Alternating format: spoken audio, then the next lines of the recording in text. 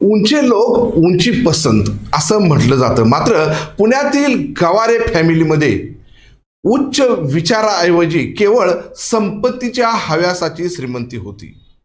हाय प्रोफाईलमध्ये राहणाऱ्या पण गुन्हेगारी पार्श्वभूमी असणाऱ्या गवारे फॅमिलीमध्ये काल शिल्पा गवारे या सुनेचा संशयास्पद मृत्यू झाल्याची घटना उघडकीस आली आहे. नेमकं काय घडलं होतं, माहेरच्या लोकांनी काय सांगितलं, हेच आपण आजच्या व्हिडिओतून जाणून घेणार आहोत.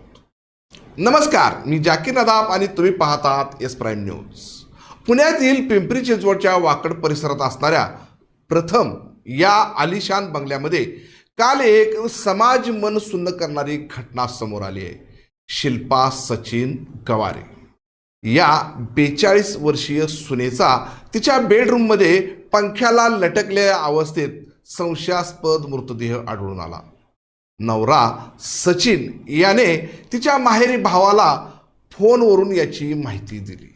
शिल्पाचा भाऊ संतोष कलाटे हा देखील वाकड परिसरातच राहतो. त्याने वाकड पोलीस स्टेशनमध्ये हा अपघात नसून हा घातपात असल्याचं सांगत गुन्हा दाखल केलाय. त्यामुळे वाकड पोलिसांनी या संशयास्पद मृत्यूचा तपास सुरू केला असता अनेक छळांचे मानसिक आणि त्रासाचे खुलासे समोर आले. त्यामुळे श्रीमंतीचा माज आजही हुंड्यात आणि कुंड्यात बळी घेताना दिसतोय. शिल्पाचं लग्न 2009 साली सचिन गवारे सोबत झालं होतं. मात्र 17 वर्षाच्या संसारात 17 विघ्न आली. लग्नावेळी सचिन हा एका खून प्रकरणी आरोपी असल्याचं लपवून ठेवण्यात आलं होतं. त्यामुळं लग्नानंतर काही दिवसातच त्याला 4 वर्षे जेलमध्ये राहावे लागले. याच 4 वर्षाच्या काळात सासू नेहमी चारित्र्याच्या संशयातून तिला मानसिक त्रास देत होती. जेव्हा सचिन हा जेलमधून बाहेर आला तेव्हापासून कुठे प्लॉटसाठी तर कुठे व्यवसायासाठी पैशाची मागणी शिल्पाच्या माहेरी करायचा. तिच्या छळाच्या मानसिकतेमुळे ती भाऊ आणि आई वडिलांकडे पैसे मागायची.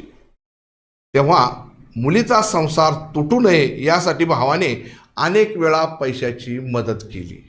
पण सचिन गवारे याला मदत आणि हव्यास यातील फरकच समजला नाही. सचिन गवारे हा आधीच श्रीमंत होता, पण त्याला आणखीन संपत्तीचा मोह नडला.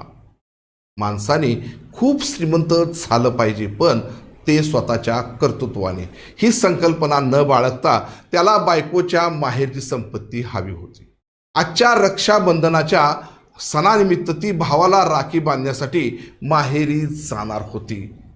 माहेरी जाण्याआधी सासू सासरे आणि नवऱ्याने तिला खूप मानसिक त्रास देत वडिलाच्या संपत्तीचा हिस्सा माग, त्याशिवाय घरी येऊ नको, हे यासाठी बोलण्यात आलं होतं की मागील काही दिवसांपूर्वी तिच्या भावाने तिच्याकडून काही सह्या घेतल्याचं समजलं होतं आणि त्यामुळे गवारे फॅमिली ही भडकली होती. त्यामुळे तिच्या भावाकडे ही मागणी करण्यात आली आणि याच कारणातून तिच्या घरामध्ये छळ सुरू झाला होता.